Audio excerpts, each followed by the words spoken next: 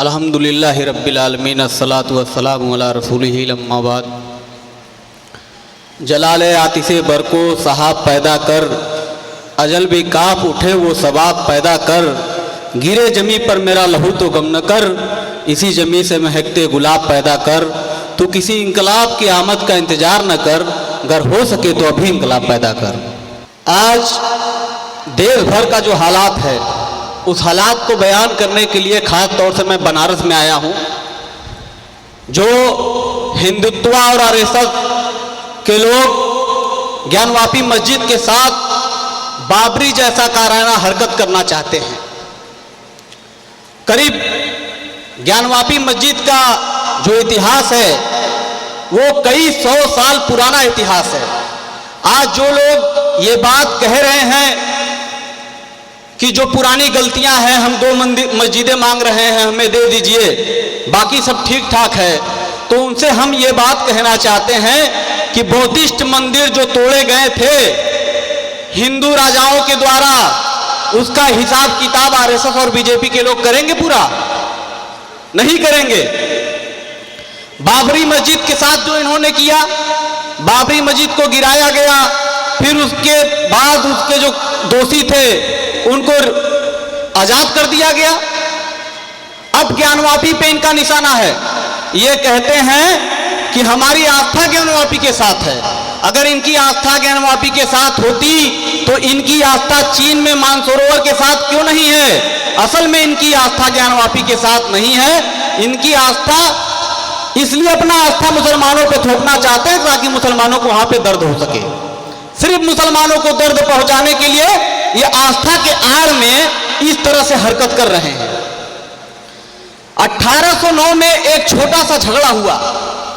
ज्ञानवापी मस्जिद जो है उसके अगल बगल में जो कुछ मैदान है, लोग अलविदा के दिन वहां पर इकट्ठा थे, नमाज पढ़ रहे थे।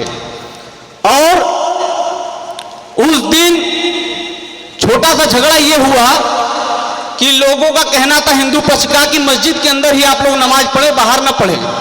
जबकि वो 9130, 9131, 9132 मस्जिद का जो जमीन का नंबर है, ये तीनों नंबर की जमीन मस्जिद के हाथे में आता था। फिर उसके बाद 1835 में एक दंगा हुआ। दंगे के दौरान मस्जिद के इमाम और मुअज्जिन की हत्या कर दी गई। हत्या करने के बाद मस्जिद के कंपाउंड में बगल में 2 कमरे थे, उन्हें डिमोलाइज कर दिया गया। और यह मुकदमा जिला मजिस्ट्रेट के पास गया 1837 के दौरान। तो जिला मजिस्ट्रेट ने कहा कि उस दुकान से आपकी कितनी आमदनी होती थी इंतजामिया कमेटी की? तो उन्होंने कहा कि हमारी आमदनी इस मस्जिद के कमरे से, 2 कमरे से 20 रुपए महीने की आमदनी होती है। तो जिला मजिस्ट्रेट ने कहा ठीक है, जो कमरे डिमोलाइज कर दिए गए वो 20 रुपए महीने के बजाय मैं आपको 10 रुपए महीना दूंगा, कृपया करके वो कमरा आप मत बनाइए। उसके बाद दौर आया 1930 का। धीरे धीरे मस्जिद की कंपाउंड में जो जमीनें थी बाहर की, वो हिंदुत्व ताकत के द्वारा उसे कब्जा कर लिया गया। यहां तक कब्जा किया गया कि मस्जिद के अगल बगल जहां पर जनाजे का नमाज हुआ करता था, कब्रिस्तान की जमीन हड़प ली गई। 1942 में इलाहाबाद हाई कोर्ट का जजमेंट हमारे पास पड़ा हुआ है। यह जजमेंट है। उस दौरान ब्रिटिश हुकूमत के दौरान दीन मोहम्मद बनाम इंतजामिया कमेटी का मालिकाना हक के लिए मुकदमा चला। उस मुकदमे में हाई कोर्ट इलाहाबाद ने कहा कि यह मस्जिद की जमीन जो है इसका मालिक इंतजामिया कमेटी है। उसके बाद दौर आगे बढ़ता गया। 1991 में इन्होंने आदि विश्वेश्वर भगवान के नाम से मुकदमा किया, जिसमें 5 लोग सम्मिलित थे। आदि विश्वेश्वर नाम भगवान के नाम पर मुकदमा किया इन्होंने। मस्जिद के रकबा नंबर 9130, 9131, 9132 पर मुकदमा किया और रकबा नंबर सिर्फ मुकदमे में 1 दिया। मतलब ये भगवान के नाम पर भी झूठ बोलकर मुकदमे में आए। उसके बाद उस मुकदमे का ट्रायल चलता रहा अब तक। आज के 6 महीने पहले एक पांडे जी ने मुकदमा किया कि ये मेरे नाना की जमीन थी जो मस्जिद के नीचे तहखाना है, जबकि वह तहखाना जो बंद हुआ वो मस्जिद के नीचे दुकानें हुआ करती थी। 1992 में जब बाबरी कांड हुआ उसके बाद सुप्रीम कोर्ट के आदेश पे उस मस्जिद को बैरिकेडिंग कर दिया गया, और बैरिकेडिंग करने के दौरान में जो वहां पर घोटाला हुआ वो ये हुआ कि मस्जिद की बड़ी कैंपस को छोड़कर सिर्फ मस्जिद को ही घेरा गया लोहे के राड द्वारा। फिर भी इन लोगों को सुकून नहीं रहा, और जो आज ये तहखाना में पूजा करने की बात कर रहे हैं वो तहखाना तमाम तरह की दुकानें थी जो इंतजामिया कमेटी ने किराए पे लोगों को दे रखे थे। उसमें चाय की दुकान थी, चूड़ी की दुकान थी और मूर्ति बनाने वालों की दुकान थी।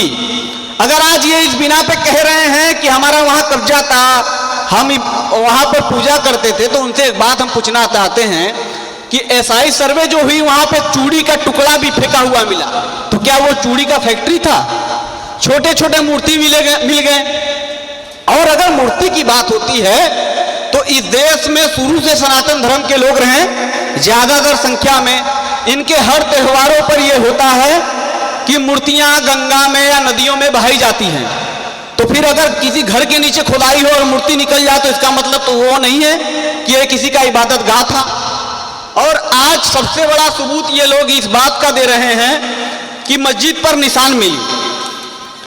मुगलिया काल में जो मस्जिदें बनाई गई उसके आर्किटेक्चर जो होते थे वो हिंदुस्तानी ही होते थे। अगर निशान के दम पर कोई मालिकाना हक अपना दावा करे तो ये ठीक बात नहीं है। मुगलिया दौरान में जो क्वाइन चलती थी, मुगल क्वाइन, 103 निशान है। क्या इस निशान के बिना पर क्या समझा जाए? अगर कमल का फूल मंदिर के जो है दीवार पर है, मस्जिद के दीवार पर है, तो इसका मतलब तो है नहीं कि कमल का फूल आपका ही अधिकार है कमल के फूल पर। इस तरह का झूठ और प्रोपगेंडा फैलाया जा रहा है।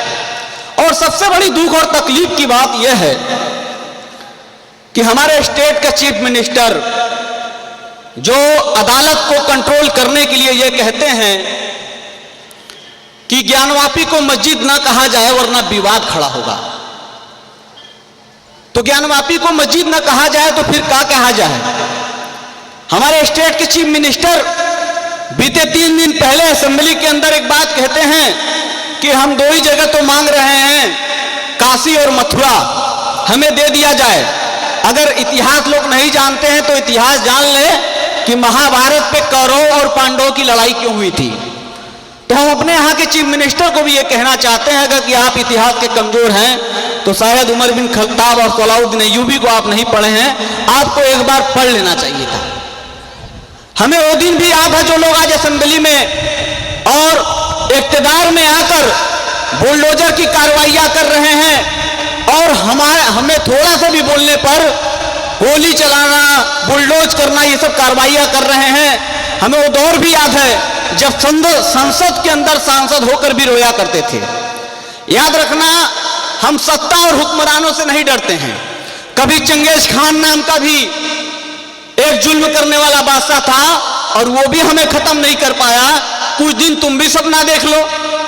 एक बात विश्व हिंदू परिषद और आरएसएस के लोगों को मैं कहना चाहता हूं, जिनके बाप दादाओं को 90 वर्ष लग गया हाफ पैंट से फुल पैंट पहनने में, उनकी औलादें 5 साल 10 साल की हुकूमत में हमें खत्म करने का सपना देख रहे हैं।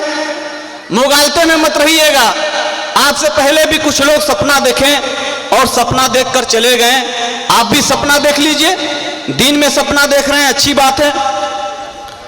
आज हिंदी भाषा प्रदेश में जो कुछ भी मुसलमानों के साथ अत्याचार हो रहा है वो शायद आप उतना महसूस नहीं कर पा रहे होंगे, मगर मैं सॉलिडरिटी यूथ मूवमेंट और केरला के लोगों को सलाम करना चाहता हूं कि जो बनारस में दुख दर्द झेल रहा है वहां का मुसलमान, आप लोग सड़क पर आकर एहतजाज कर रहे हैं, विरोध कर रहे हैं और जालिम हुक्मरान को यह बताना चाहते हैं कि मधुमक्खी के छत में ढेला मारने की कोशिश मत करो, वरना इस देश ने एक आंदोलन ऐसा भी देखा है जब हमारी कौम की माए बहनें सड़कें में पर बैठ गई थी CNRC के दौरान में, और इन जालिम हुक्मरानों को दिन में तारे नजर आने लगे थे, तो ऐसी गलती करने की जरूरत न करें, वरना फिर से हम बैठने के लिए तैयार हैं, और हम तुम्हारी लाठी और गोली और बंदूक जेल से डरने वाले लोग नहीं हैं। एक शेर के माध्यम से, बातें तो बहुत लंबी नहीं करूंगा क्योंकि आप लोगों को मेरा भाषा समझने में थोड़ी प्रॉब्लम है, तो मैं एक शेर के माध्यम से अपनी बात कहूंगा कि हुकूमत के दिल से वफादार हैं हम, सितारों पे चलने को तैयार हैं हम, मुसीबत में फिर भी गिरफ्तार हैं हम, मुसलमान हैं बस यूं खतावार हैं हम। सजा मिल रही है दावत के पहले, समझते हैं बागी बगावत के पहले।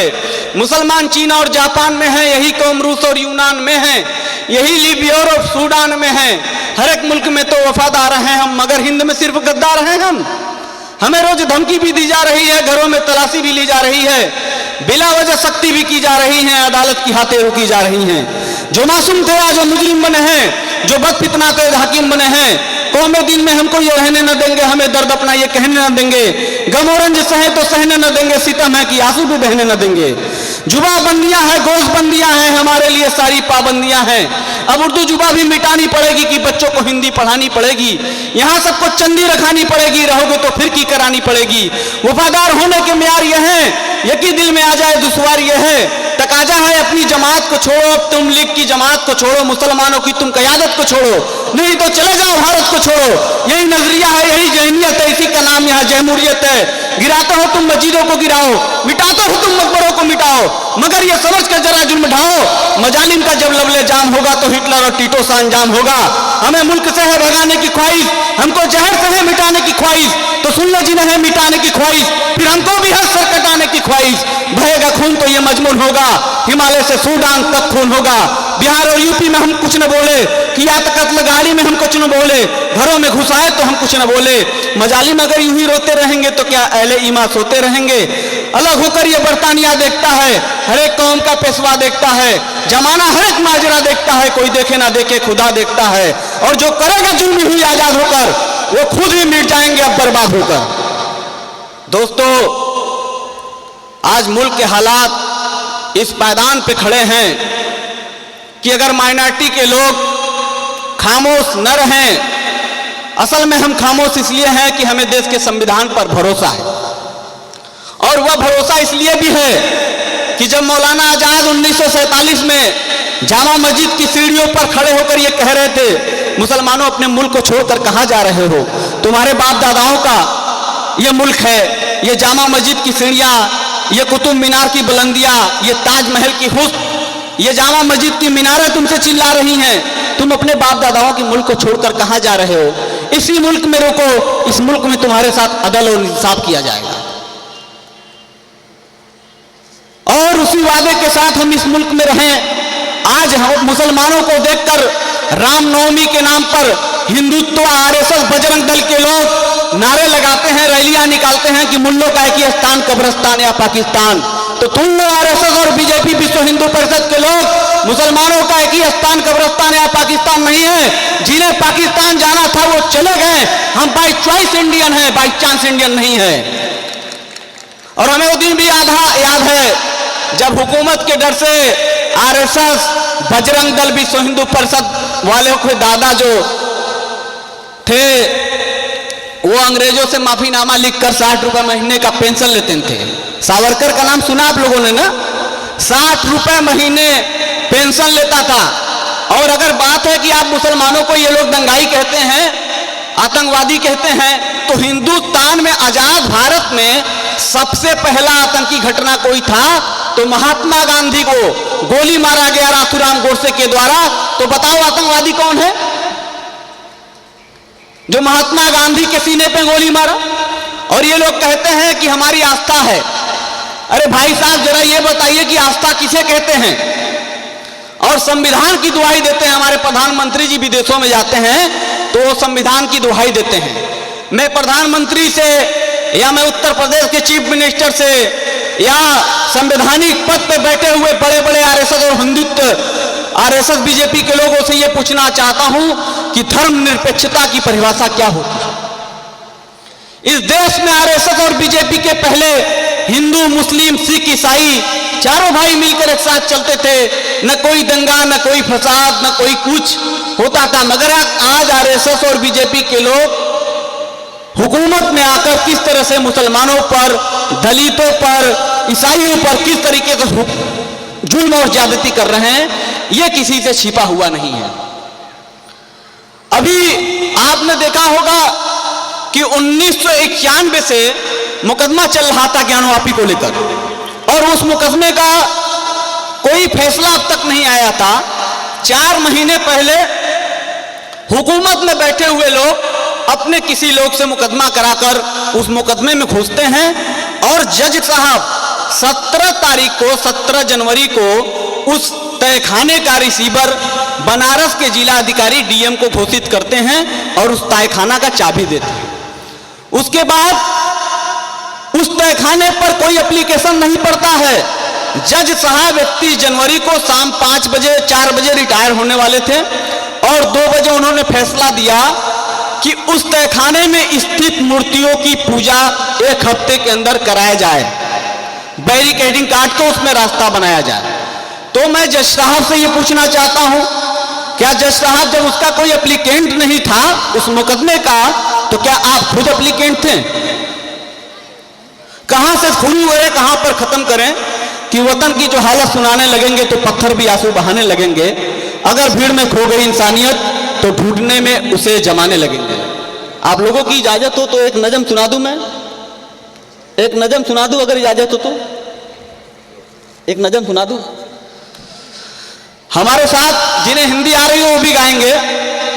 हम देखेंगे, लाजिम है कि हम भी देखेंगे, हम देखेंगे, लाजिम है कि हम भी देखेंगे, हम देखेंगे ओ दिन के जिसका वादा है, हम देखेंगे जो लोहे अजल में लिखा है, हम देखेंगे जब जुल्मों सितम के कोहे गरा रूई की तरह उड़ जाएंगे, हम महकूमों के पांव तले ये धरती धड़ धड़ धड़केगी, और अहले हकम के सर ऊपर जब बिजली कड़कड़ कड़केगी, हम देखेंगे, लाजिम है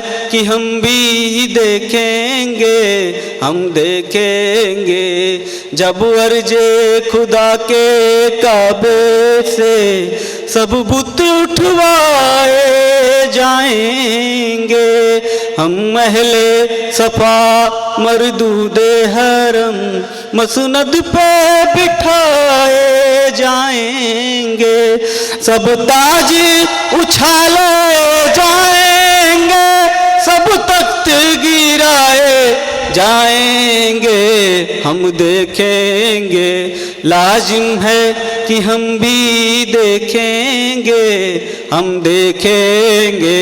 इंकलाब, इंकलाब, इंकलाब। व आखिर दावाना अल्हम्दुलिल्लाहि रब्बिल आलमीन।